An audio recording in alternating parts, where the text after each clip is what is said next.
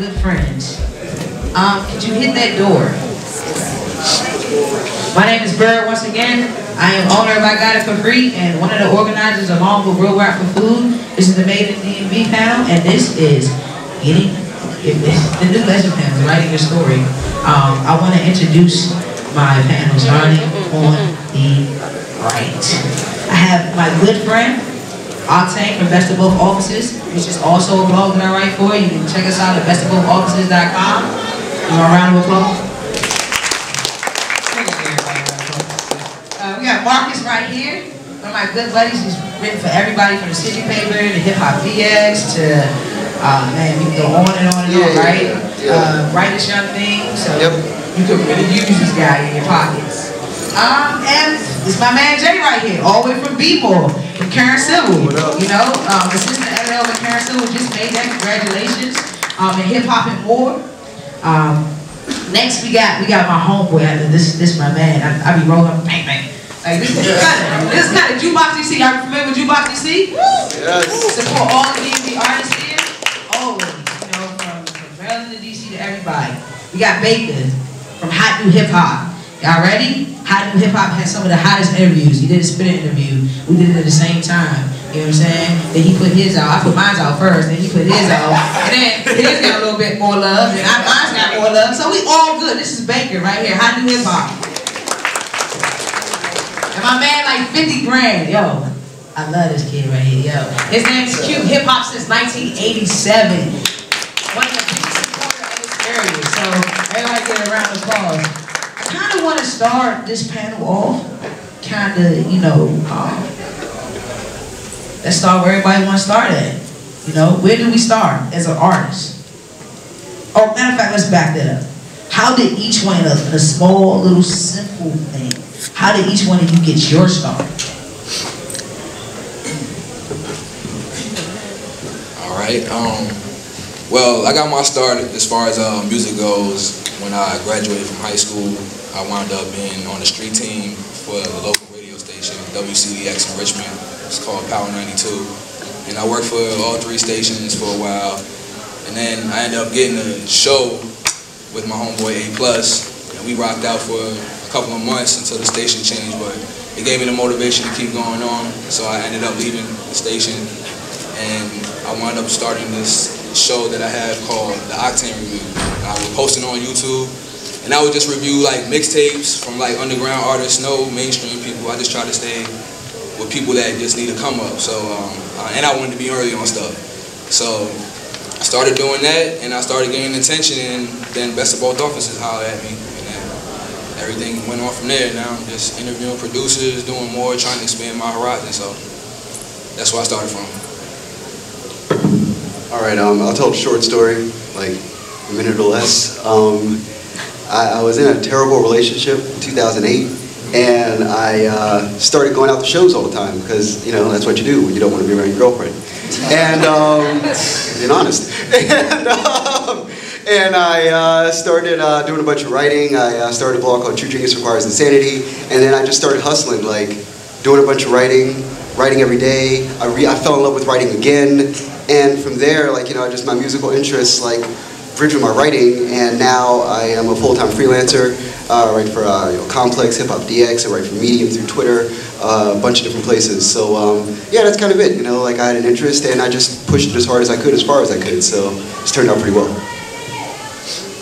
I think we've all been through the girlfriend, but I'm taking this off because I don't like this. I think like everybody else in here, I've just been a big hip hop fan my whole life. 2003, Get Rich or Die Trying. I'm gonna leave my 50 Cent stanism alone for a second. But yeah, then in about 2010, I met my artist Malik Farad, who's in the crowd right now, and taught me a lot of different things about the blogs, taught me a lot of different things about hip hop. And in 2012, reached out to a man named Sermon from Sermon's Domain. I'm not sure if you guys are familiar. Good dude. And yeah, good dude. And he gave me my chance, so I started blogging with him. And then I think like 5-6 months later, I reached out to Nav from Hip Hop and More. Same thing, he gave me his chance. And then the Karen situation was weird. Like she was like seeking new writers on Twitter, one of those kind of things. So I sent an email, not really expecting much, and she hit me back like 2 months later, offering me the job. So I took it because Karen said it was dope. And then yeah, and then like Bird said in the beginning, like a month or 2 ago, she made me assistant editor. Same over at Hip Hop and More. So that's my story. All right, I started Jukebox DC with my college friends, John Powell, about 2010. Then we was just doing like a lot of groundwork on a lot of shows. We ended up manufacturing outside of Fur. Then we Bird like a week later at a video for Black Albanian manufacturer. And then we just met a lot of artists from Legalities to the Light Show, and we're here now. All right, so I started in 2012. I had a radio show called Let's Make Radio at Towson University, but I wanted to get involved on campus, so I never would have thought, you know, I would have tried to attempt to get a show. I wanted to be like how Gina was on Martin, try to be this big marketing, oh, I'm coming up with the commercial ideas type of thing. So I started off with a radio show, and then I started off interviewing different artists like over the phone from like Trinidad James, Juicy J, Travis Porter, and so on. So I'm like, yo, I gotta take it up to the next level. So last year in August, I'm like, I gotta find a cameraman. So when artists come to DC, I have to reach out and I have to interview them. And so my first interview was with B.O.B. And then after that, I started interviewing more and more artists for my radio show. Then I reached out to different outlets. Like I had to take it to the next level. So one of the outlets was Hot New Hip Hop. And they seen an interview that I did, and they liked it, so I've been with them since April of this year. So basically, I started a blog about 2008-9 called the Red Tag Society. It's a Levi Jean-based blog. That kind of got my name out. After that, I went on ahead and moved to working with Karen Civil, and from there I started working with DeFader, and that pretty much which allowed me and kind of opened up the doors for hip hop since 1987. Been over there for about coming up on 2 years now, just regular writing, and then things changed, senior editor, and then I became the digital content manager. So that's pretty much me. Yeah, well, see, the reason why I asked you that question is for my next question. Like, as an artist, like, where do they get started at? Like, we're gonna go past them making the music in the studio. They're right at the point where they want to push their music to a blog. Give me some tips. I know at Best of Both Worlds, we work real differently. I know everybody's site works real differently. So, give me some tips on. Just give me tips on how to approach a blog. Not your blog yet, but how to approach a blog. I mean, whoever wants to go first. Okay, so it's real simple. Have a story. Tell me a story. Tell me something about you that makes you different than every other artist there is in the world. There are literally 1 million artists that are trying to do this now. It's not like rap is something that like 10 people in the Bronx do for fun on a weekend. It's not like that anymore. Like I can look at artists in here, like Sweezy right here. I mess with him because he told me a story 3 years ago that was unlike any other artist in the city. I mess with this guy, Paperboy, Prince of the City. I mess with him because his story, different than every other artist I've seen. Who else is in here? Sim City is in here. Like, I'm just giving you examples. These are artists who came to me and said, I'm different. And then they told me why they were different, and it actually was something that was unique. Because then I go to my editor and I say, I'm from Washington, D.C., and you know D.C. because we have Wale and we have, you know, Light Show and Shy Glizzy and all these artists, and this is a different story than that. And then I pitch it, and then my editor goes, yes, no, maybe, but that's where it starts. It all starts because you have to tell me the story that will inspire me to make that connection. Because this is a very powerful panel you're looking at. We literally go one-to-one with our editors. There's no like middleman or whatever, or hope and pray, whatever, cross your fingers. If we say we want to do it, we're pretty much going to get it done. So tell us a story. We're at a point in this city where if you tell me a story, I'll get something done. Judah, Kokai, Mr. Wise from Team Demo. We're going to basically talk about the ins and outs of getting your stuff right if you're indie, your label, major label, independent. Just talking about kind of what artists, a lot of artists have questions, these guys have answers, so let's get started. Can y'all shut the door? Alright, well first of all, let's see. We got Mr. Wise, Team Demo, he's produced records, runs the studio for about 25 years. We got 50 Cent, Team Demo, and pretty much everybody in the area. Wale, a bunch of people he's done records with. Kokai, he's a Grammy-nominated producer. He's been signed to a record deal. He still just got back from China. He gets it in, you know what I mean, without being on a major. We got Judah. Judah goes to London. He travels to jet set mode, you know what I mean. He always getting in with the production, engineering. Good dude, got a lot of opinions. You can talk to Judah about anything pretty much. He's got his foot in the DMV scene forever. We got Reek Dude, works closely with Wale, BOA. Now they're doing every blue moon. I think we got Nonchalant and Billy Ocean's coming by too. So let's get started. Judah. So if you had to recommend an artist come up to you and says, you know, should I get a deal? Should I try to get a deal? What do you say to an artist? Say, yo, I'm hot, so I'm trying to get a deal. What should I do? Give me like a brief summary of what they should do.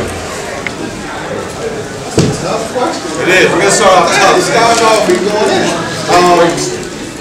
I mean, I'm more along the lines of the reality of things, and I would just say, you know, deals are cool, but I'm an independent-minded guy. I'm born and raised in DC, Northeast, been a road, and our history is real entrepreneurship-driven in terms of just focused on starting businesses and creating our own economy. So I'm always there for creating your own economy, doing it independently, getting your own money, and making the price and driving the price so high, so when you are being courted by labels, that you can kind of set the terms of your agreement. So I'm just more along the lines of independent mind and create your own economy, man. You know, money lasts long.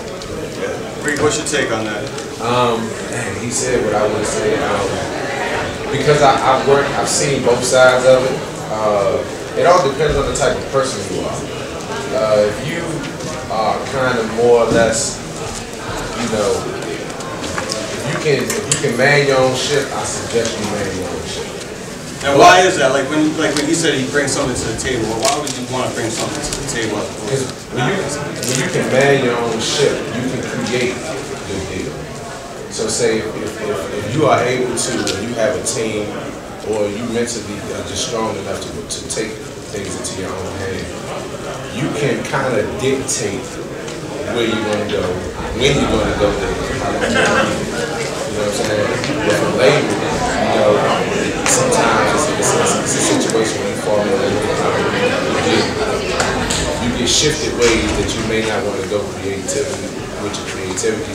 So if you can if you feel like you're confident enough in what you can do with yourself, you should do it yourself. Alright, now that's hard. So if you want to do it yourself, like, you need money, you need capital, you need marketing, you need a team, like, Kokai, how do you do it if you answer that is yes. How do you get that? If I'm an artist and I'm sitting in my room and I see, damn, I got some shit, I'm doing good, like, now what's the next step? How do I come out there and branch out and get that? I mean, personally for me, I think it's an amalgamation of all of them. So I think it's, yes, you gotta be your own entrepreneur. You gotta put investments where you can best reap the most benefit. So if you are the type of person, and I believe like what Reed said, if you're the type of person that you don't want to do no work and you want to hold somebody else to hold your hand, then go get you a deal with somebody else, do all the work, and you make $3. That's really real. You want to be famous, go be famous, get 20 cents off of every record you sell, maybe. The label make all the bread, they drive the car, you get the front. If that's what you want to do, go do that, go get you a major deal with nothing and nothing to offer and no numbers. If you want to control your own destiny and you want to create your own deal, then you have to invest into your own career. Which means, I was talking to Lalo. Me and Lalo was talking, he was like, young, they playing my record in Germany. I was like, the next step is to go get you a ticket to Germany. That's the next step. That's your investment. Is that a better investment than going to like, putting your video on WorldStar and having 24 hours of fame? Not necessarily. I mean, it depends. If you put your video on WorldStar, and that means somebody in Egypt or somebody in Indiana wants to see you, then your next step after that is if you see the numbers pop up and Indiana is driving that viewership, then you need to do whatever thing you can find in Indiana, email them and be like, what's the popping club in Indiana? Do you think you can try to holler at somebody at the door to get me in there? I see it's 300 people. Can I get 300 pre-sales on Eventbrite or whatever ticketing situation you want to use? Buy you a ticket, a round-trip ticket to Indiana. Go to Indiana, perform at that club, and come back. Make your bread. Then you do it one city at a time, one step at a time, one day at a time. He just said it's a great thing because it's the same thing that happened to me. I put out an instrumental album. The instrumental album was released over in London and it did wonders over London. So I hopped on the first thing smoking in London, and then that's when I got my deal with on the EMI. Right. So what he's telling you is a pure fact. It's the truth. Go to where fans are. My friends, where they fuck with you at. Go where they fuck with you at, and that's where you go. But the reality of the situation is now anyway that these two things aren't mutually exclusive. No label is going to want to deal with you if you haven't demonstrated to them at this point that you can do it on your own. I mean, that's the reality of the situation. 20, 30 years ago when we were coming up, you could get a deal off talent alone. Have a dope demo, someone believe in you, you're in. Dope demo don't mean anything anymore.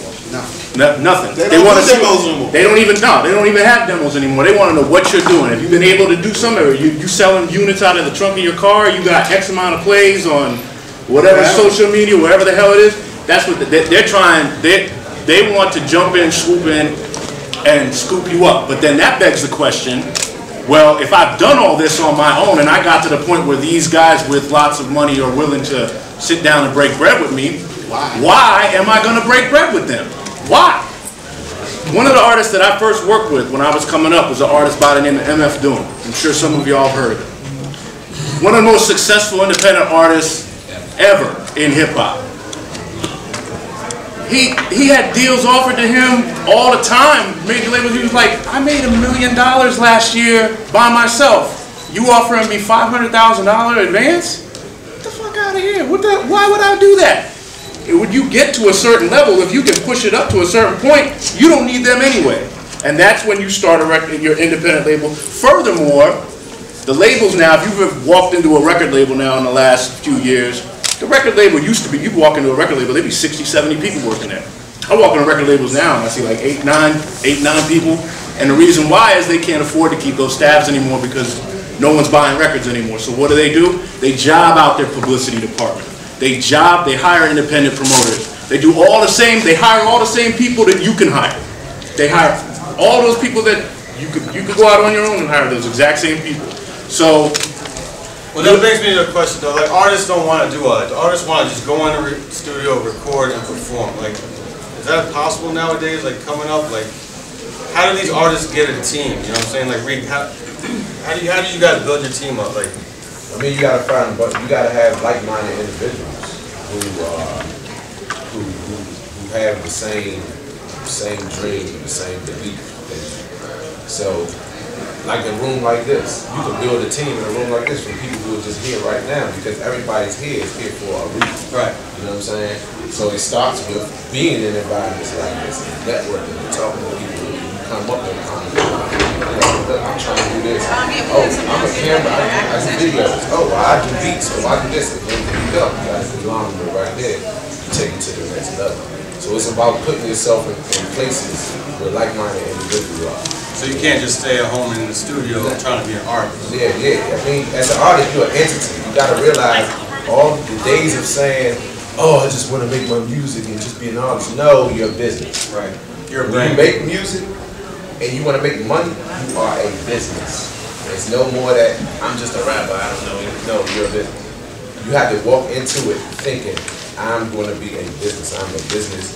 And That's a good point. The business. So when you have a business, you have contracts, you have legalities. If we do something that's worth supporting, We want to support, like. yeah, like Go-Go got supported. You got like. No, I'm talking about like other artists. You were talking about other artists. Excuse me. But like, you know, you're saying like, you know, that some of the rappers got like robbed because they just don't support them. It's like an image that we're like portraying as the DMV, like, oh yeah, we are judgmental. We like this person, we don't like this person. So why would somebody want, like, you have to think like, we have to change our mindset before, like, you know, we expect other people to change their mindset about the DMV and. I'm a supporter. Glizzy, I mean, me personally, I'm not a Glizzy fan. I'm a little too old for that. That's not my generation, but he has the right, when you have the right team, the right marketing, promotion and stuff behind you, you know what I'm saying, you can go further. Like, I know I don't know a million people, but literally, you know, 100 people in the DMV, way better artists than Shy Glizzy or Fat Troll or anybody like that. But if you don't have that right brand, the right team behind you, the right marketing, you're not going to get nowhere. What happened with Phil? Because I thought Phil should have been blown up. I heard Phil had some headbutting people, you know. I don't know what happened. I know Phil personally, he's a good dude. I know Dre, I know Raheem, he's a good dude, he's good people. Chad Flint is very talented. Shout out to Phil the Future, the whole team. But I basically was really just trying to state, like, the minute that we start getting this light really shine on the DMV area, and you got these local people right here messing it up, like, we just getting out there with Shy, with Fat Trail, you know, with Wale, those type of people, and then, you know, I want to come to the district to work with these artists and whatnot like that, but is that a good move for me? Yeah. You know? People get robbed every day.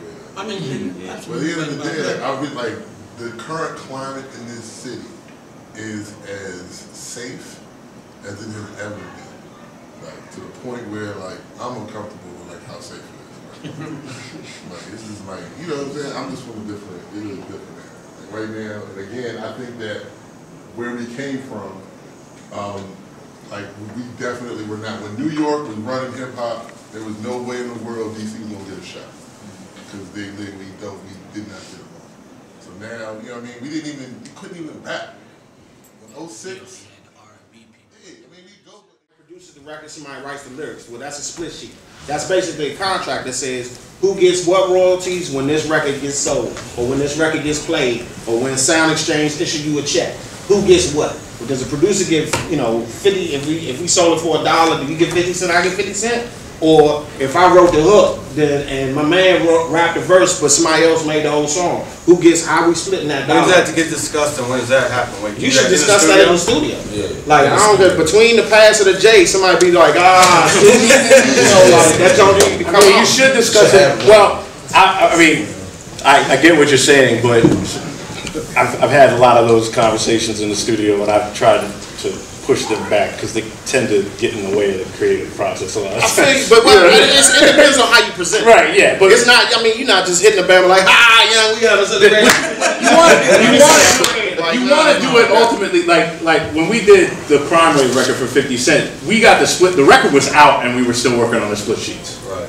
Like they were so far behind on their paperwork and everything.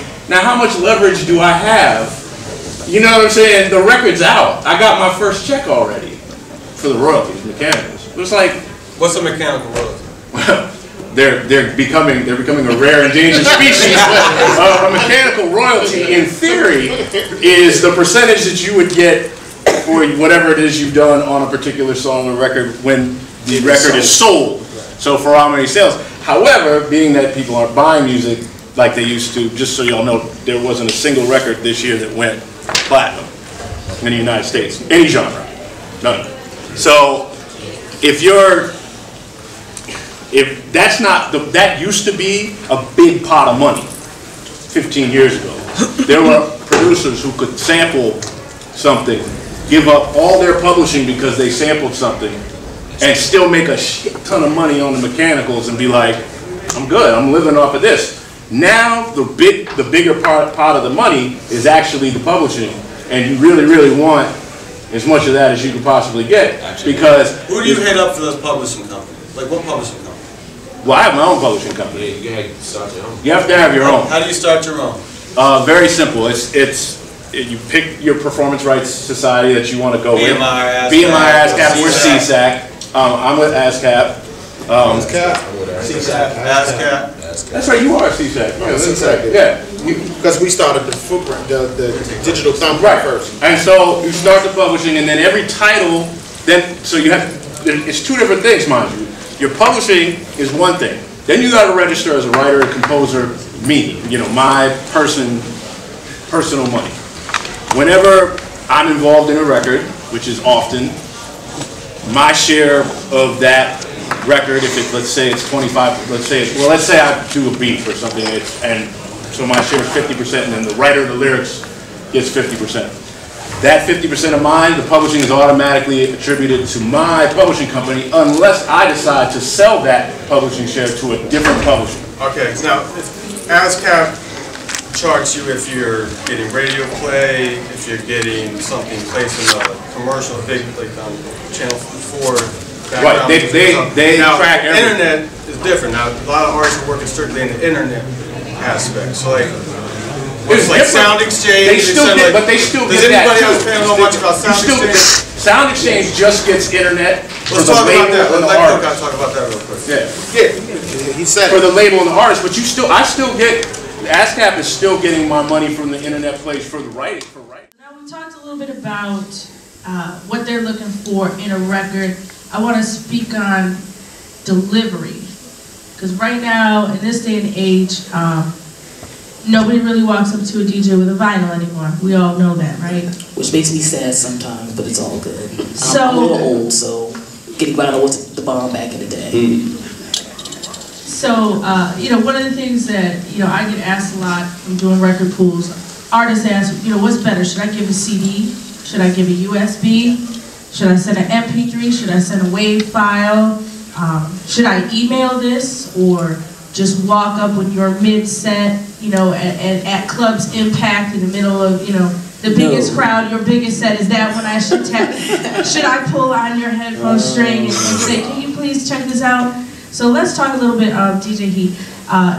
Talk to everybody about the deliveries, whether somebody should be giving you a 128 or 320 or a CD or an MP3 or a WAV. Talk a little bit about delivery. How should somebody deliver their hit record to you? Okay. They're classic. They're classic. First of all, like it's funny you say that hit record classic. Just save all the jargon because we've heard it a million times. Yo, you need to F with me, man. Yo, I got the hottest. You got. Stop. you don't need to oversell yourself, especially with cliche terms like, yo, I got the hottest joint. You need to F with me. All the other stuff I've done heard a million times. Just be yourself. I tell people when presenting your music, treat meeting a DJ or someone like you want a job interview. You should treat it with that same level of respect. When you go on a job interview, you want to sell yourself the real way, as real as possible. You're not a bunch of BS. You mentioned doing the mix. Please don't approach a DJ while they're DJing. Because, especially with me, I am so focused and concentrated on my mix. I've been doing this for like 22 years. I've been DJing since I was 13 years old. So, like, I'm from an old school where I'm really still focused. I'm sorry, I know we have, other things in the digital world that makes it easier for certain DJs, but my mentality of how I've been DJing the last 20 years is still stuck on focusing on the mix. I'm concentrating on the crowd. Now, if you want to approach me maybe after a set, you can come by and say hi real quick, like, hey, let's rap later, stuff like that. Oh man, DJ Money in the building, man. Yep. All right. Oh my God. Oh my God again. It's DJ Money. So definitely don't approach a DJ doing the mix. I would say the best place that I feel like where I'm approachable is at events like this. You know, I'm not hard to find. I'm very outgoing. Because I know that it's gonna make me a better person. So that's kind of how you can look at it in one way. The other way, if you're turning down open mics, it's funny for me because I mean you do have to create that brand. If you don't have that brand, then you'll just be another talent in the room. You know, how can you walk into a spot and people can easily identify you as that particular artist with this particular initiative? You know, Better Mo got the Santa Claus initiative. I know every time he walk in a room, he got that brand with him. You know, so that's kind of how you got to look at it. And those open mics are opportunities for you to spread that brand, even if you're not performing. Even if you're just there just to support the other artists, at least you know that you have the accessibility to touch people and that brand can now multiply and then you can monetize. Like, that's how you gotta look at it. Yeah, and just know that a brand builds off of itself. You know, the old adage goes, out of sight, out of mind. You know, and so every step forward has to be 2-3 steps forward. You can't, you know, but when you're not around, you know, that last show you attended doesn't even matter anymore. You know, so just keep in mind what really helped us through, you know, to continue through this process and the process of building BC and remaining confident in the brand, because we've had people going in and out. You know, things happen, you know, things not moving as fast as we would have liked them to in the beginning. But the one thing for me, Brandon, Marcus, and Daryl was understanding that, hey, end of the day, every little thing we attend, every little thing we do, it's to get us better. And as long as that is your goal first and foremost, you will build your brand along the way. Can I say something? Yeah. All right, so my name is Adding Influence. I represent What Rap for Food. You got to take advantage of any opportunity you can. Fat Shaw came up through open mics. He came up through Pure Lounge, through Uptown Nexo. So you got, it doesn't matter how many people's in it. If you feel that there's nobody there, bring people out yourself. You bring out 5 people, you got 10 artists on the bill. Everybody bring out 5 people, you got 50 people. So you're only as relevant as you make yourself. Yeah, that's a good point. A quick question. She had her hand up further. Yeah, my question was based kind of around what he had said as the crabs in a barrel. I've noticed I'm with Never Settle Music Group. We moved towards enriching others. We moved towards uplifting people around us. A lot of the people that we've encountered may have been interested for the first 2 or 3 conversations. Sure. I would say, how would you continue to grasp the people around us so that we're pulling each other up as opposed to pulling each other down? I think you made a good point. It starts in your circle. You got to get your circle behind you. You can't get 2, 3, 4, 5 of your peoples behind you. It's going to be tough, you know, because again, you're selling the idea that, I mean, people, they're going to support you, but from the outside, it shows that you have a nice support base. So getting your folks behind you, I think about even Black Cobain, and being humble, I think about Black Cobain this past year in LA. You know, he's amazing, you know, he's growing. He's a big artist here in DC. He doesn't charge everybody, so that has to be kind of explained. So let's talk about it. Yeah, so I'll break it down real quick, you know what I mean? So, you know, she's right, you know, I definitely do. Like I said, that's one of the other things I do, but, you know, I'm here talking about, you know, the journalism, the blogging, but yeah, on the public relations side, like, you got to think. So, you know, I'm dealing with a client, and you come to me, you're like, yo, whatever, I believe in, you know, we running around, we getting sites, like, whatever you paying me, here's the thing. I'm going to do whatever I can do to make sure that you get on these other sites, right? So I'm telling you as an artist, if you have the budget, you need to come up with it. If you don't, if you're not getting placements the way you want, then you need to seek out, you know, a reputable public relations person. Here's the thing. There are artists, once again, you fall right in that lane. She's talking about like the people that get charged, people that don't, just on 1 or 2 posts. There's a lot of reasons why you fall in this lane. First one is you don't follow the guidelines, right? I'm the type of person like, I'm being so serious right now. Like, you don't follow the guidelines. Okay, you don't follow the guidelines, but you hit me up every day. There's going to become a time where I'm looking, it's lunchtime, I don't want to pay for it. Hey, look, send me, blase, it's up. Here's the thing. when you do things the right way, you're building up your own fan base, all of this stuff happens, like, you're always gonna go in two ways. To the point where you have your own fan base where you're like, hey, people are just gonna pick you up, or you're gonna get to the point where you're like, yo, I need to contact somebody. Once again, when you're not following directions, you're not doing what you're supposed to be doing, you fall and you put yourself in that box. Then there's other people who just come up to me like, hey, bro, hey, man, I got so-and-so for the post. You think I'm going to be like, no? Like, no. If it's different if you're like, hey, X, Y, Z. No, because you got to understand that it's a very different situation. Like, people come and look at us and be like, you write or you're a blogger. But you got to understand, yo, just like this is a career for you, this is a career for us. People think we can do everything for free. We can't. But I'm telling you personally, from my experience, if you do things the right way, normally you can avoid that. Or if you get yourself a public relations person, which I want to say almost everybody on here, you could actually do that too. That can help you out. You know what I mean? You could end up paying something way smaller and get way more results. You know, there's people that go to World Star Hip Hop, $750. Hey man, I'm telling you this right now. If I know that your video's on World Star, here's the hint. It says user or label submitted. Right. I know you have $750 to go pay. Don't be blowing my inbox up talking about, I gotta pay? Yes. You know what I'm saying? Like, you just gave $750 to a platform, you know what I'm saying, where there's a crackhead right beside you. Like, let's be honest. Like, I don't, like, it's, like, let's not play. Like, I'm glad you brought it up, bro. Like, it's a real life situation. Like, this is the reality of this world that we live in. Y'all can't, as artists, producers, managers, whatever, don't live in this world like we don't have to wake up every day and go pay bills too. You know what I mean? But if you want to avoid a lot of that, get your public relations person, reputable person, and or follow guidelines and make relationships. That's it. Yeah, I think just to add on what Q was saying, there's a lot of artists that just aren't patient and they'll be like, yo, how can I get on there? I don't do it particularly, but I've had artists offer me like a stat to be a certain website. Like easy, it's really easy. And if I was one of those type of people that would be that way, hip hop since 1987, like Q is just one of those people there.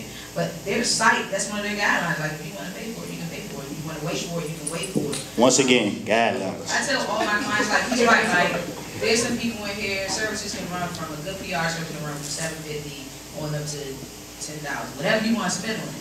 But that's more than you going to each site and taking you know, $1,000 here, $1,000. Like I used to have to get on Top Dollar. Let me use you as an example. You're right here. So I used to have to get on Mikey's. Mikey's like, yo, no, I just want to know what site you can get me on, and then we're gonna pay for that. I said, no, Mikey, because you're gonna pay me this amount, and then we're gonna get you on all sites. It just works better that way. You're gonna end up. This game takes a lot of money, and I don't care what nobody tell you. I don't care. You need a bag, okay? You need some type of bag. You need people, or you need money. The people are gonna end up making you the money. You know what I'm saying? But if you don't have the people, you don't need to take a collection fee. It's real, and that don't have nothing to do with clothes. Nah. Yeah, I just want to say, I work with a few of these people up here, and what they saying is right. You know what I'm saying? Me coming from the street side, you just want to pay, but the relationships is way better. Or paying one person that got clout on the ladder, you know what I'm saying? Websites is way better. Yeah, I would say that if any artist gets bird a year and a half, you will have a name on all his blogs. I'm thinking about facts. Make it look good. Facts. Make it look good. Make it sound good. It's about being patient. It is about being patient. It's about breaking. So if you do go out there and you do get PR, you really need to give your PR a chance. Like you cannot expect her to blow you up in a month. Not even in 3 months. Because even if you have a project, like I tell people to look at their project. If your project drops in April, you need to be pushing it the month before April and the month after. So at least. But we're gonna open up. I know we gotta kind of wrap this up in a little bit. If anybody would like to ask questions, I got my question there right here.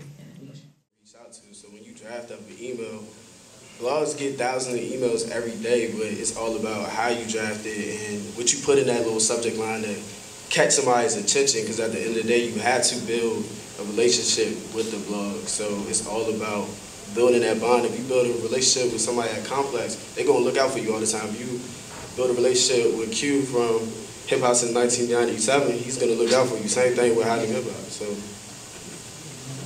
it's 87. They've been doing this for a minute. The main thing I want to say is this is like I think this is one of the most overlooked things. Like, of course, everything they said, but follow the guidelines, right?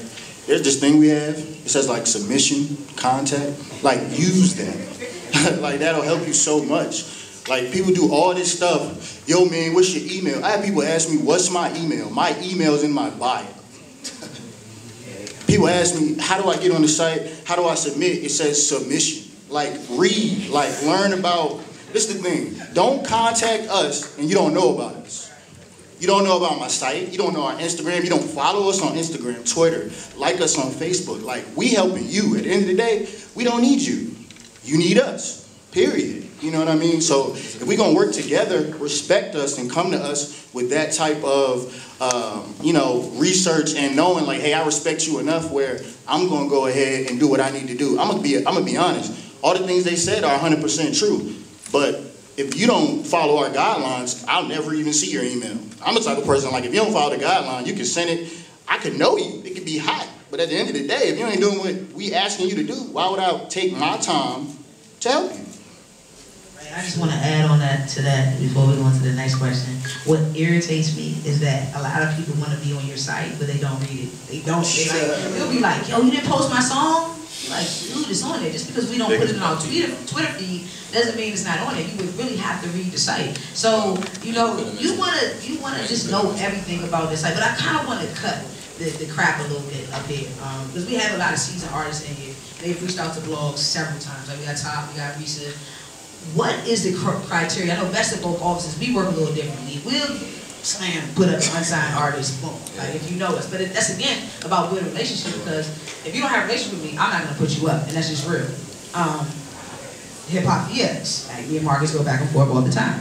So trust me, like these guys up here, like you don't think you get posted, I don't get posted either. Like, and I stress them out. So, and they're up here clearly. Like, can we get a post? So, what is the criteria for each? Like, what is Karen telling you? What is Hip Hop DX telling you? When you pitch this guy, you know what I'm saying? What did they tell you? Because we need to know what it is. You want me to start? Well, yeah, like Karen's site, for example. Like Karen is who she is. Like Karen's super duper popular, and she's not gonna just post any artist on there. So when I first got there, we really didn't cater to any upcomers at all. Like really not at all. And after like months and months of pitching, because I'm all about the upcomers, man. Like I want to help all these artists out here. Like I want to make that clear. But yeah, I hit up Karen and the editor-in-chief, and I was just like, we need to break new artists. Like we need to be that site that shows love to the upcomers. We'll put it in a little series so we're not taking away the credibility of the site, blah, blah, blah.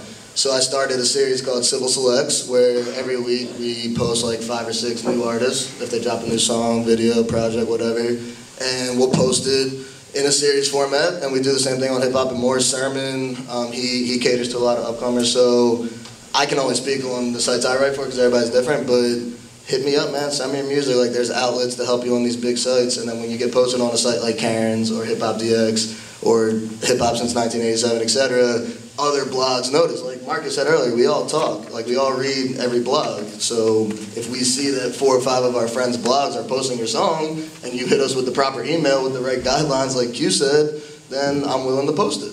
So that I can only speak on the sites I write for, but that's how it is where I'm at. That's how I feel. It's all about presentation. Like you can have the hottest song on earth, but if it's just a picture of you that you took on your cell phone and that's your album, like that's your single art, like I'm not gonna take that serious. No one's gonna take your music more serious than you should. You know what I'm saying? You gotta show everybody that this is my product, this is the best thing that's on the street. Be consistent. You might not get posted the first 10, 15 times you send me an email just because I'm not feeling your music, but I might end up playing something one day and be like, okay, I like this, and I'll post it.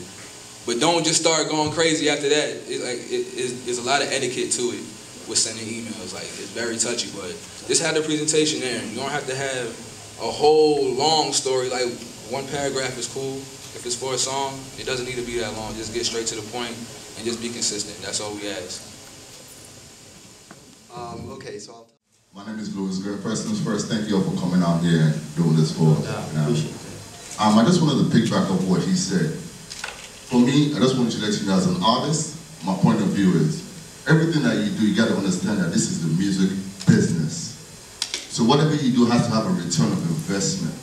So even if you're performing for one person that you met at the grocery store, why are you doing that? You have to have promo gear on you, You have to have things that you have to do with you. So that way you can promote yourself. Now, if you don't have those things, there is no point in you going to the open mic. Because you're just rapping and you're going home, but you're not actually influencing nobody to follow you. You're not conversing with the audience. So those are the things that you have to ask yourself, why are you going there? So if you have no reason to go there, don't waste your time going there and get on the mic. Because you're just wasting your time and you're wasting theirs. You want to get up the stage and say, how you doing? Thank you very much for listening to me. This is my promo gear. This is what I have. That's why we're here, to monetize our dreams and to brand yourself. So if you can buy a bottle, you can buy promo gear. So if you have no promo gear, shoot yourself in the foot because you killed yourself already. That's all I can say. Promo gears, collateral, yeah, you gotta have that. Promo gears. And Harmony, they pushed the message and they were able to raise between the both of them. I think it was like $1,000 that went towards the Sasha Bruce house. And out of those two artists, they got to open up for those artists at Howard Theater. So that's another unique way to really get those opportunities to perform your quality content to the consumer in a non-traditional way. And to also add this, the second part of it is, let me also say this, you know, I don't know if I phrased that correctly, or framed that correctly, but, you know, take Cameron, for example. We had a conversation with him. You know, Cameron makes all types of music, but we told him what this brand was, and so he made sure that, you know, that the music matched the concept here. So we're not saying that, you know, you gotta make a certain type of music or else we're not gonna rock with you.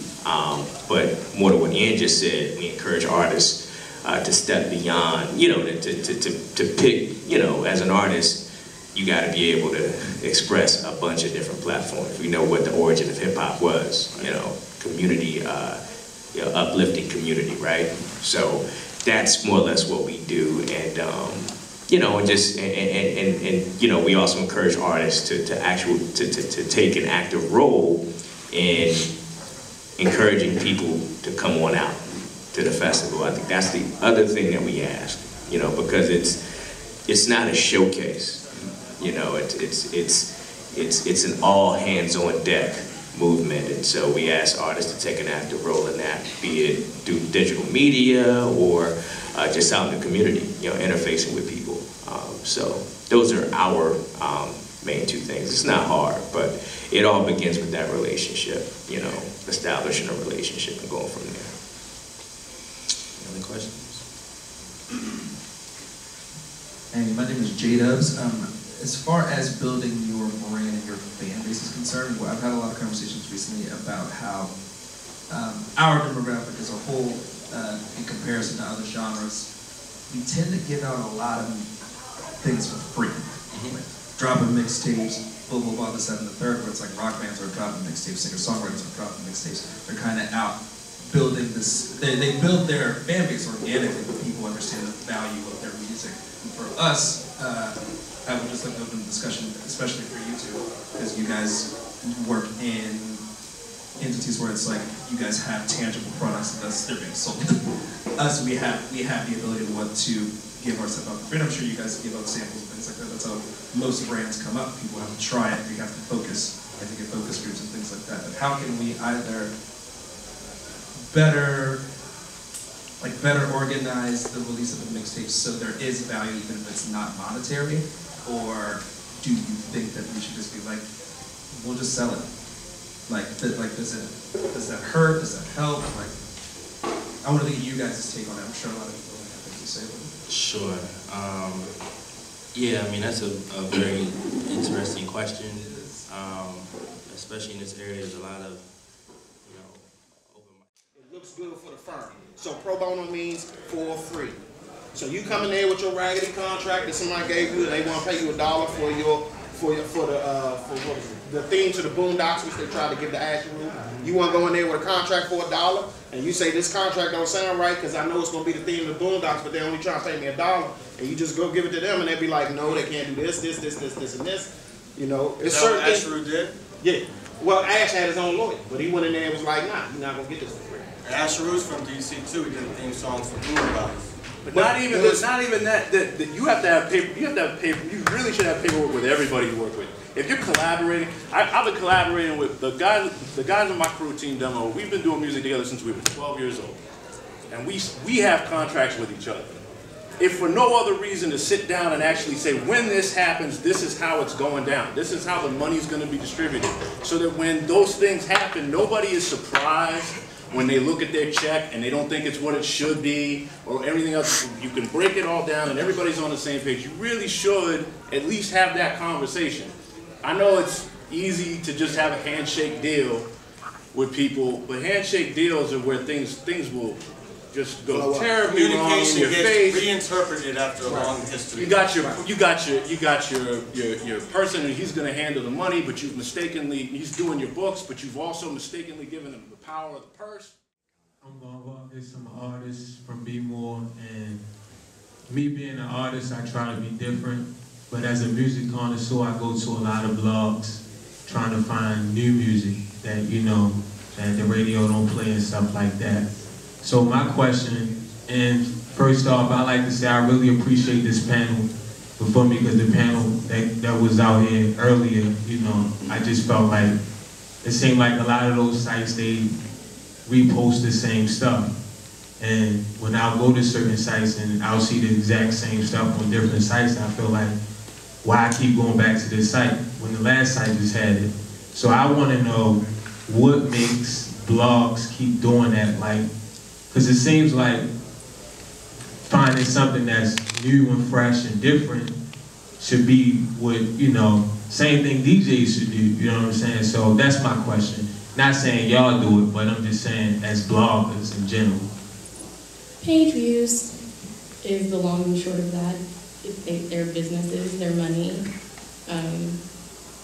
I won't say not everyone loves the music, but I think people love their money more. So Drake pulls in the traffic. So we're going to post Drake, and we're going to get a bunch of page views, and that's going to be that. But I mean, there's independent websites. Like, you can't go to necessarily Complex expecting to discover music, but you can go to Pigeons and Planes. So. Like she was saying, page views is a big thing, especially a source. Every single day we get an email talking about how much traffic we have coming into the site. We always have to figure out ways, to bring up the page views. So if you're an up-and-coming rapper, or anybody that's looking for music that's not necessarily mainstream, going to 100 mainstream sites may not be your thing. Like Brianna was saying, you may have to go to sites that, don't really have that much buzz, but you'll be able to you may be able to find what you're looking for. You have to go to the right sites. And a lot of people on this panel, we all try to shed light to a lot of new artists, especially artists in this area. But when you're writing for other publications, the word about what Drake is doing, what Lil Wayne is doing is kind of hard sometimes trying to, pitch it. So you gotta stay patient, and most of all, try to find sites that are, try to find sites that kind of, you can go to that site and find what you're looking for, basically. You gotta find blogs that also just put a lot of new artists up. Like, there's piles in my blog. There's OK Player. There's a lot of places that do low, I won't say low level, but like people who are burgeoning artists. Like if you're an up and coming guy or an artist, whatever, there are sites out there. There's plenty of them out there for you. And what you want to do, you want to get on those sites, because that's how the big sites are going to get to you. So if you're on a dozen or so independent or underground or quote unquote smaller blogs, the big sites are looking, we're going, oh, okay, this guy's doing stuff. So let's see if we can get him on here. But of course, Nicki Minaj getting naked in the video is going to get more love than your fantastic new song you got coming out. So, and like we said, I get an email every morning about getting our page views up. That's what our business is. We have to have the eyeballs for the advertising money. That's how we get paid. It's a terrible business model. I hate it, and it sucks for you guys who are trying to get on. But get on the low level. Get on ground floors with other sites that got something going on. There's so many music blogs out here. Learn them all. If you really got time for it, if you really love music, get on those blogs. Because when we see that you're devoted to getting on those sites, then we'll go, oh, okay, we'll give them a shot. Let's put them on. So. Yeah, I definitely feel like there's a lot of sites that do support independent music, and it's kind of like they were saying is like all the blogs are kind of connected. Like we all know each other, we know people from different sites, and we all write, you know, we all talk and stuff like that. So when we see 4 or 5 blogs pushing out one artist, you know, that I know for me, I'm gonna click on it like, why are all these blogs posting him right now? Like, what is this song? So I'm gonna go check it out. And if I like it, I'm gonna be like, oh, let me throw this up too and support it. So I know it's kind of interconnected like that. I mean, I'm not gonna say that, like, you know, blogs do post the same things, but that's not really a bad thing sometimes, because like I said, some of the smaller blogs that aren't like the major publications yet, they're still trying to get to be a major publication. So if Drake's new song is the hottest song out, they're gonna post that song, because it's like we have to keep up with the rest of the blogs that are our competition right now, so that they can get as big as Complex or as big as Source or as big as Favorite. So like, I mean, I wouldn't necessarily say that they're like doing anything wrong by that, but if you're trying to get noticed by them, like I said, talk to the smaller blogs, talk to people, like, you know, just be a nice person. Like, there's tons of local blogs that get looked at every day by bigger publications. So yeah, just, you know, talk to them. If somebody says, I just started a blog, you know, hey, I got some good stuff for you. And that's one post you had. That's one you had yesterday. And it didn't really take much. So. How y'all doing? My name is AD, America's Dream on Twitter. I host, do PR events. When I feel it, I blog. So the biggest focus in my life right now is basically getting put on. I know most of the people in this room is trying to get put on.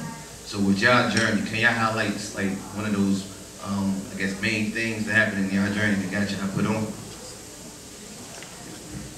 I guess I can start with that one.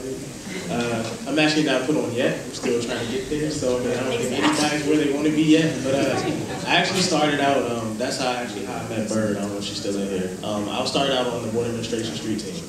And that was just how I started meeting people. It was just, like, I was promoting clubs. And it was just like getting to network. It was just, I like to talk to people. So, you know, I was working out there, walking the streets with the Slutty Boys, promoting the first MMG album, like when Wale first got signed. I was just literally walking gallery place in the cold, handing out flyers, chanting MMG, like, you know, just anything it took for me to get to meet people. And then, like, you know, just being around DJing and like just talking to people. It was just literally just not being afraid to just send that application out for an internship or whatever and getting turned down. I mean, it's just an email. Like, you know what I'm saying? We hear stupid stuff from the news and read stuff in the newspaper every day. It's going to make you upset. So, I mean, me getting Thank you for saying that, man. Like, that's like the realest advice you'll get all day. Also, I'm gonna add, like, don't drop nothing around like a big event like the Grammys, Facts. the award shows. Like, if Drake drops a mixtape, don't drop it. If Shaq Lee's dropping in his new video, don't drop it. That's a good thing to point out, especially in the city for like new artists. I always have to tell my clients, I'll be like, yo, you really have to, even though everybody doesn't necessarily get along, you really have to respect each other's fan base, because if you're a new artist and you think you're going to drop on the day of Shaq Lee's, you're going to get overshadowed. That boy, you're going to lose. And that's just real. You just really have to have respect and kind of humble yourself. And it's not saying that your project isn't good or isn't better than his project. It's saying you're not going to get no attention because everybody's going to be paying attention to this kid. Like, if you happen to drop a song and Drake drops a new song, delete all the tweets because it's not going to matter. Yeah, it's wait until like, after that dies down. It's not going to matter because our focus has to be on that project. A month later. What? Fat Trell dropped his 0 to 100 like a month later. Yeah, you had to really have to know the great time of it. So my next question would be, I mean, we talked about it a little bit. Well, I'm going to ask this question because we have to kind of wrap it up and then we get into the Q&As. So I'll just take the elephant out the white room. Or the room out there. You get what I'm saying? Let's take the elephant out the room real quick, okay? I do PR. I know, well, we push music online. I know Q does. I know Jay does. I know hip hop since 1987. They had a PE from time to time. We got to drop a little bit of money to get on blogs. Right. So my question is, let's talk about payout. Let's talk about charging for blogs. You know, charging to be on blogs. Let's talk about, because a lot of artists that you may see actually have great agencies, and they pay their great agencies a lot of good money, and they end up on these sites and you be like, how did he get there? He just started like yesterday. But we need to talk about that. So anybody that feels comfortable, they can talk about it. Why are you trying to start an e-bro?